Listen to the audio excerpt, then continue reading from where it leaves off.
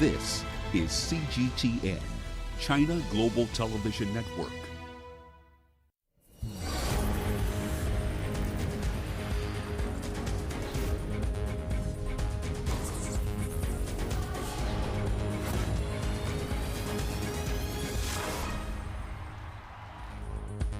The spotlight is shining brightly on women's football in Africa with the inaugural CAF Women's Champions League that kicks off in Egypt in November, expected to take the game to a higher level.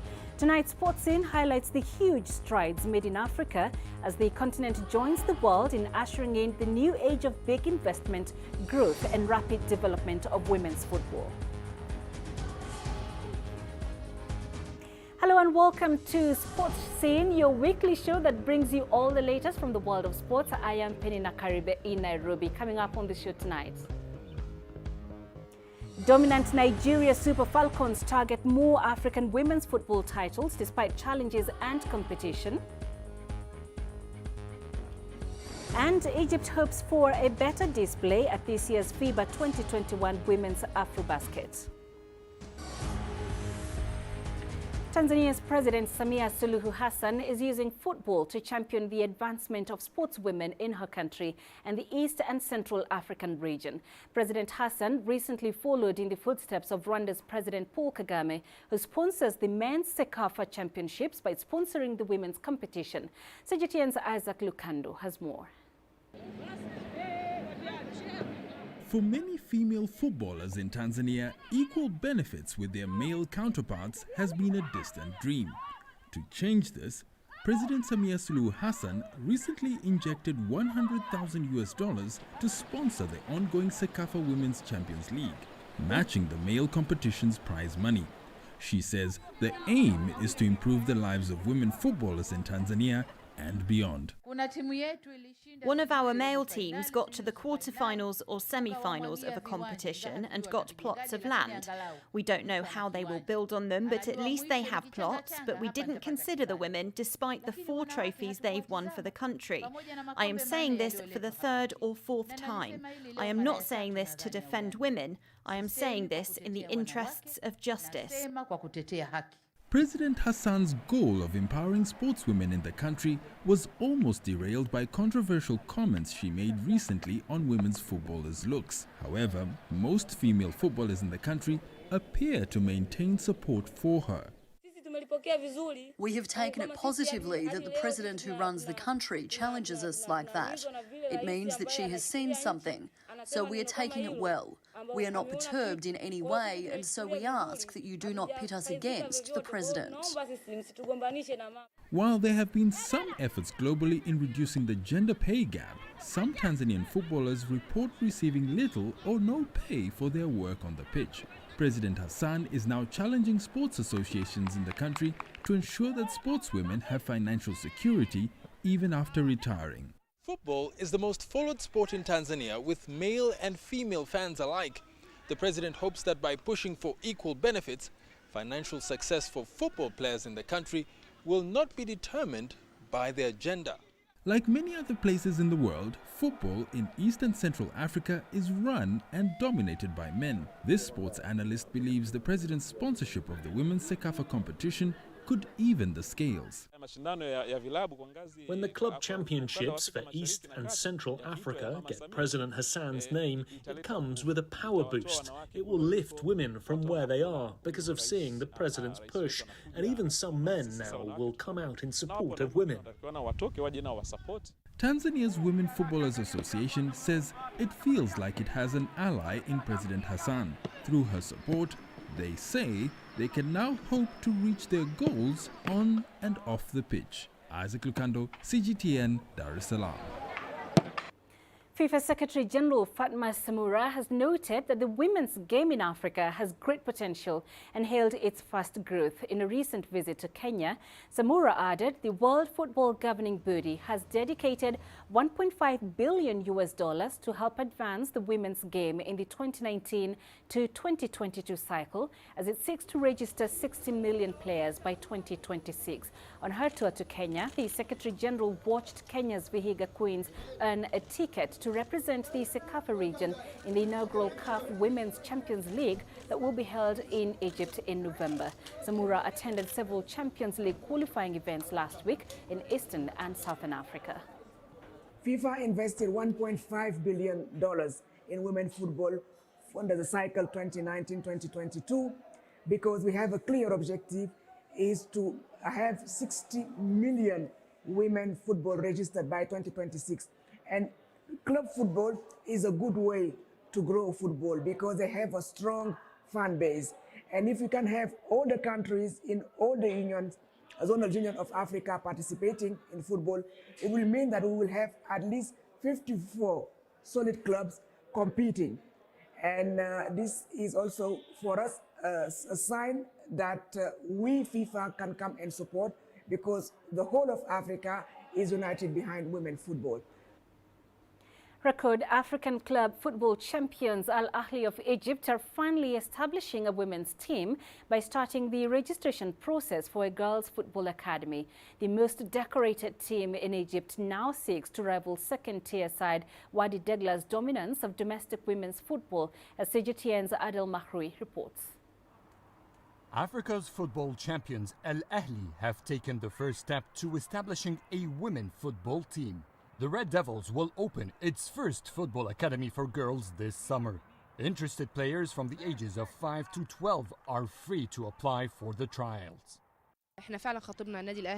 We wanted Al-Ahly to create a team right away and join the Premier League, but the problem was the time factor.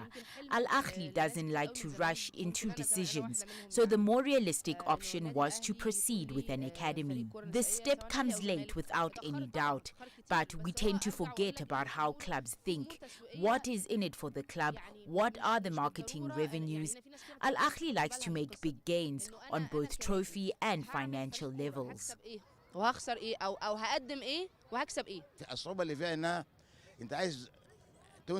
The tough part in establishing a women's team in top clubs like Al-Ahly, Zamalek and Ismaili is that each club wants to create a winning team to carry the club's reputation. So they need a much bigger budget than any other club, which hasn't been available. Al-Ahly will be offering its women's football training program in 2 of its 3 branches in the Egyptian capital. The plan is to gradually build teams at different age levels that can feed the main side that will challenge for domestic and continental titles. The Red Devils aim to have a competitive women's team in 5 years. We have a weak national women's team because there are limited clubs that provide players and most of them do not have decent capabilities. When major clubs join, we can break Nigeria and Ghana's dominance over Africa. Club officials say that FIFA and CAF are encouraging the creation of strong women's football programs across Africa. It's why Al-Ahly wants to be prepared ahead of an expected new set of regulations that the Continental Football Governing Body could enforce. It's clear that FIFA and CAF are moving to tie conditions for clubs to join the Champions League with their women's football activity. This will force clubs to make their women's team, and that is very important to make the sport grow. Egypt holds the African record for both national and club titles in men's football. Yet when it comes to women's football, the North African nation does not feature. Al-Ahly's Girls Football Academy is exciting news for Egypt. When a club with such popularity enters the world of women football, it's expected that more clubs will follow. And it will also boost confidence for families whose girls want to play football, that their young ones will finally have the potential to grow. Adel Mahroui, CGTN, Cairo.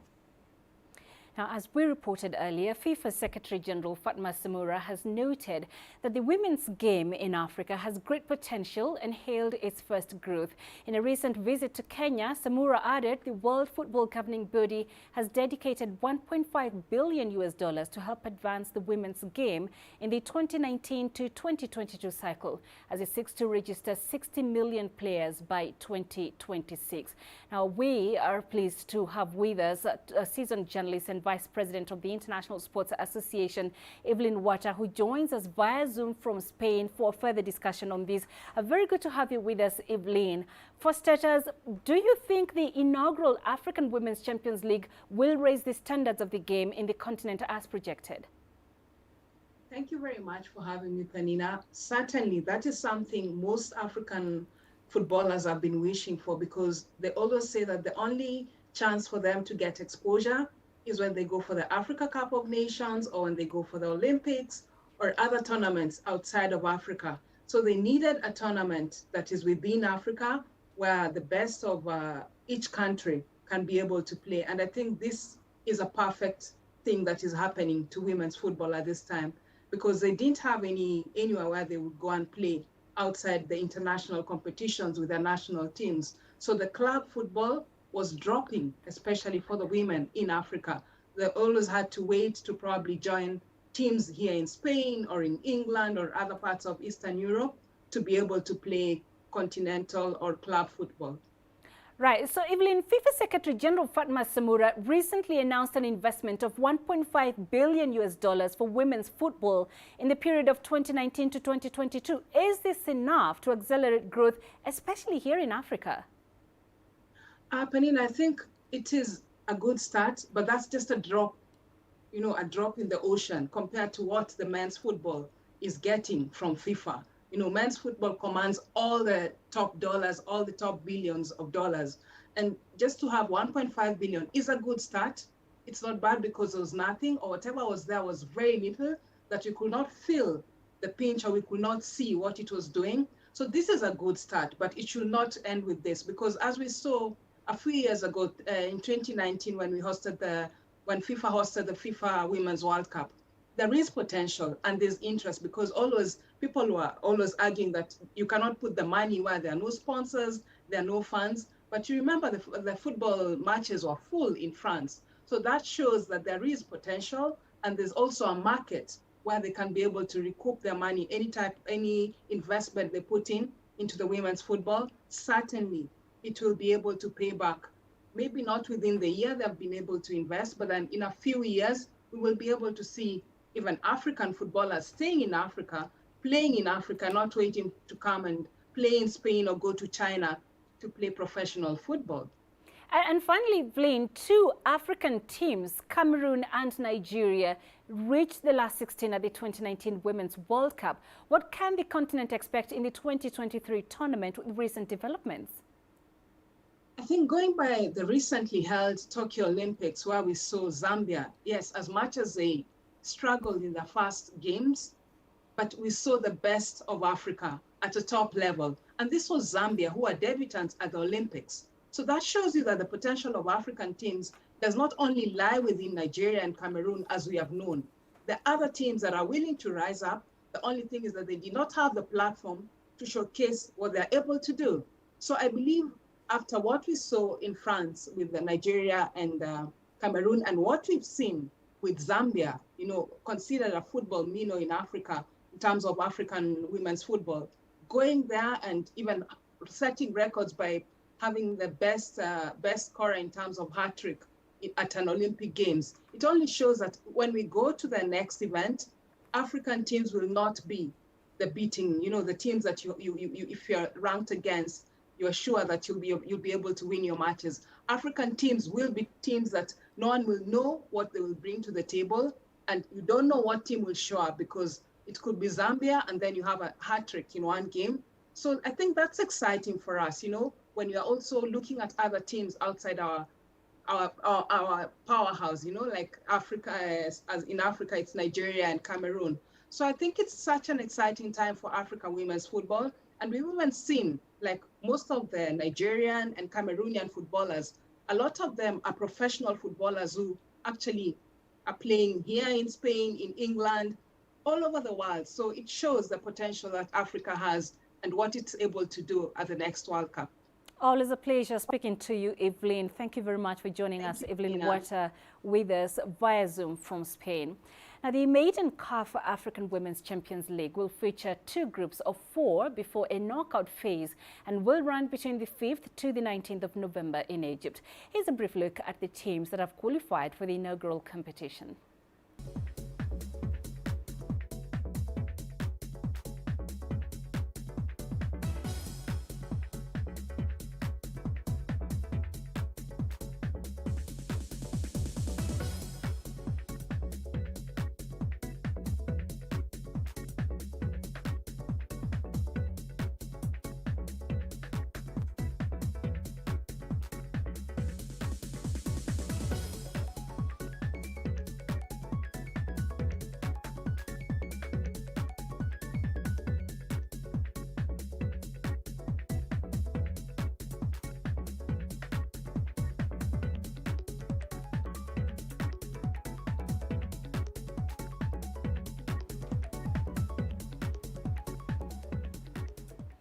This is Sports In. We've got plenty more coming up after the break, including this.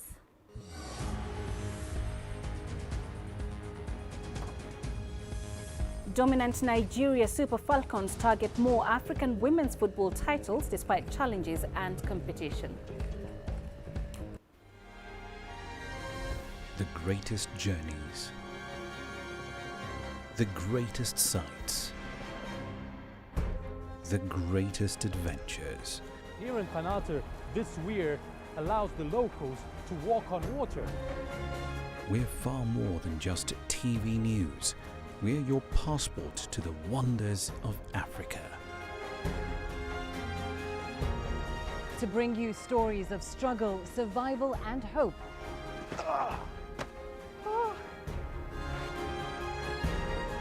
So let's explore.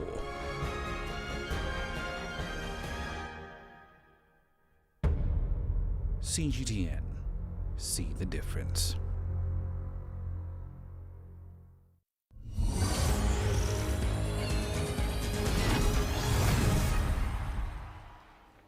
No team has dominated women's football in Africa like the Super Falcons of Nigeria. The record 11-time continental champions are also one of the few teams in the world to have qualified for every edition of the FIFA Women's World Cup. CGTN's Deji Badmas has been finding out why Nigeria has held such a firm grip on women's football in Africa. This is one of Nigeria's women football factories. The training ground may be far from the ideal, but FC Robo Queens continues to play a very important part in the country's dominance of women's football in Africa over the past decade. Quite a number of the country's top female footballers cut their teeth at this club in a poor neighborhood in Lagos. One of them is 4-time African Women's Footballer of the Year and current captain of the Super Falcons of Nigeria, Asisa Toshoala. This man, who owns the club and doubles as the coach, has been at the center of it all. I'm highly inspired with women who knows how to do what a man can do. That is one. And secondly, it's part of keeping them off the streets. So I'm always inspired that in this line of football, these girls have a better tomorrow. Clubs like FC Robo have bred Nigeria's dominance of women's football in Africa by ensuring a constant supply of young talents. The organization of grassroots soccer in Nigeria is wonderful. We have in Lagos alone, the capital city, we have over 50 grassroots teams. Those clubs are the ones that feed all other parts of the country. We have a lot of. The Super Falcons are by far Africa's most successful international women's football team. They have won the Africa Women's Cup of Nations a record 11 times. It's also the only African team to reach the quarterfinals of both the FIFA's Women's World Cup and Olympics. I think because we started earlier before all other countries, we have been doing well and we have dominated all through, and we have not rested. We have a very strong local league. Our league is good. And the products of our league, they graduate into our national teams and they do well. Nigeria has an abundance of talents in women's football that domestic clubs like FC Robo nurture. But while they are recording successes, there are still some very knotty challenges. There's no support from any angle. But by His grace, we are finding our roots somehow. At least God has been there for us to this moment, and some well wishers too. So it is not easy. And it has never been easy. Despite the challenges, Nigeria is still managing to dominate women's football on the continent. That dominance, though, has been coming under serious challenge. Countries like South Africa and Cameroon are catching up. It will only be a matter of time before they begin to go toe-to-toe with their Nigerian counterpart.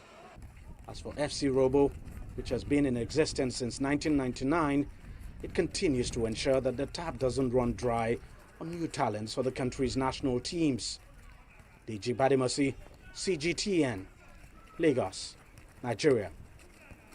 Vihiga Queens of Kenya will be the representatives of the Sekafa region in the inaugural CAF Women Champions League following their victory over CBA of Ethiopia. This women's competition comes 57 years after the start of the men's game.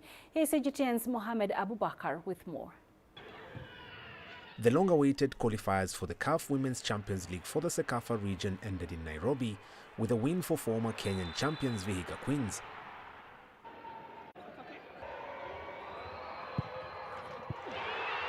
It was a game decided by a last-minute penalty after an entertaining contest that was a great advertisement for women's football. In this game, I only corrected the errors we made when we played CBE in the group stages. Mostly, it was defensive errors that we had to correct, and that was all I tweaked. I didn't change anything, just correcting our defensive errors. The women's game in Africa has been on the fringes for a long time as men's football took center stage. But FIFA, CAF and local football associations have in recent times put in effort to accelerate its development. Despite this, there are a lot of challenges for the ladies' football clubs. Our male counterparts, the Simba FC, are the talk of town due to their performances and the financial muscle. They sign the players they want. The ladies' team has only just but started. Yes, we have signed foreign players, but the men and women team are two very different, and there is a wide gap between the two. We came with a bus here in Kenya, but our male counterparts flew from their camp in Arusha. The problem we are facing is sponsorship. Mostly companies are trying to sponsor male football, boys football, but they are neglecting the female football. That one is dragging female tournaments to be dragged behind. But if they can come up, the companies, if they can come up and sponsor the female ladies, then it can have a good tournament in our region here. The women's game might be in its infant stages of takeoff as compared to the more established men's football, but the future looks promising as more attention is turned into bringing women's football to the mainstream. Mohamed Abubakar, CGTN.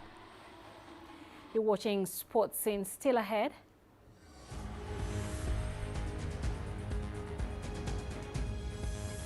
Egypt hopes for a better display at this year's FIBA 2021 Women's AfroBasket.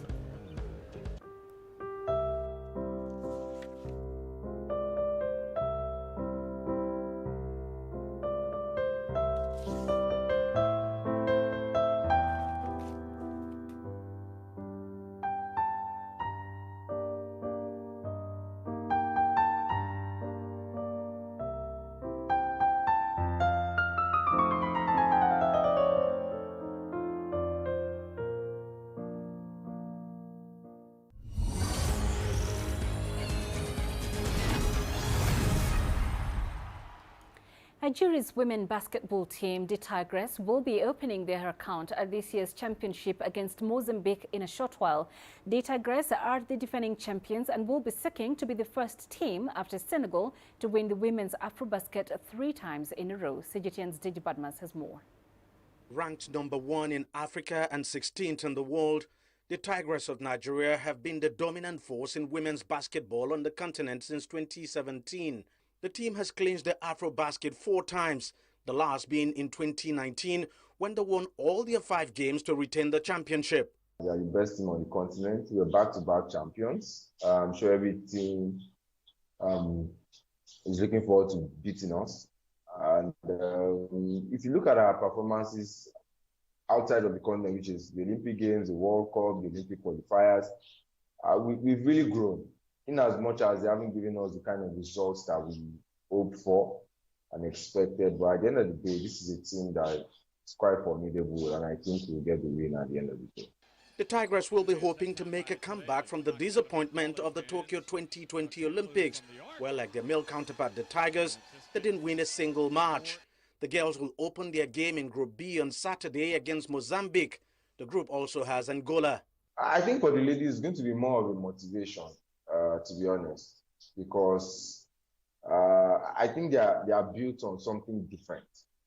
Unlike the men, when I say something different is there's been a momentum that has been going on for them in the last set of competition, and they keep improving, with every competition, even though we might say the Olympics wasn't as favorable. But I think they will hold on to it. The Tigress will be counting on some of their key players to take them all the way. Team captain and forward Adora Elonu, point guard Izin Nekalo, center Victoria Macaulay, and rising star Elizabeth Balogun as some of the key players to watch. I felt we missed Evelyn Asato at the Olympic Games. I hope she's back on the team. I hope she's going to be available to play in Cameroon. She'll be one player we need to look out for. It's certainly not going to be a walk in the park for the Tigress.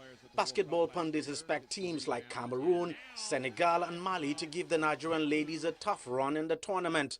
But the priority for the Tigress and their coaching crew for now is making it out of Group B. After that, the dream for a third title in a row can then begin. Deji Bademasi, CGTN, Lagos, Nigeria. Meanwhile, the Egyptian women's basketball team is aiming to improve on their 7th ranking at the last championship in 2019. The North Africans will start their campaign against Guinea on Sunday. CGTN's Adel Mahroui has more on the team's preparations. Throughout August and the first week of September, the Egyptian national women's team have been in a closed training camp. Fearing COVID-19 infections ahead of the 2021 AfroBasket in Cameroon, they entered a bubble that will not be lifted until they return home. They traveled early to Yaoundé to acclimatize, pass their medical tests, and continue their training without further interruption. We have stronger players than before. We are not expecting to win the title or even end up among the top 3. But we know that at least we are getting closer to teams like Mozambique, Mali and Angola. The benched players in these teams play in Europe, so what about those on the pitch? We have no international players in the team. Yet technically we are becoming harder to beat. Egypt is in Group C of the 12-team competition. Guinea and Senegal are the other teams in the pool, where winners will qualify automatically to the quarterfinals. Should that fail, they will be forced to seek a last 8 ticket through the quarterfinal qualifying round between the runners-up and the bottom teams of the group stage. Egypt's national women basketball team has never stood on the AfroBasket podium, and they don't intend to do so this year. They only aspire to make a better performance than in Senegal 2019 when they finished 7th. Adel Mahroui, CGTN, Cairo. And that's it for this edition of Sports Scene. Remember, you can send your feedback to the contacts on the screen and follow us on our digital media platforms. I'm Peninah Karibe. Thank you for watching.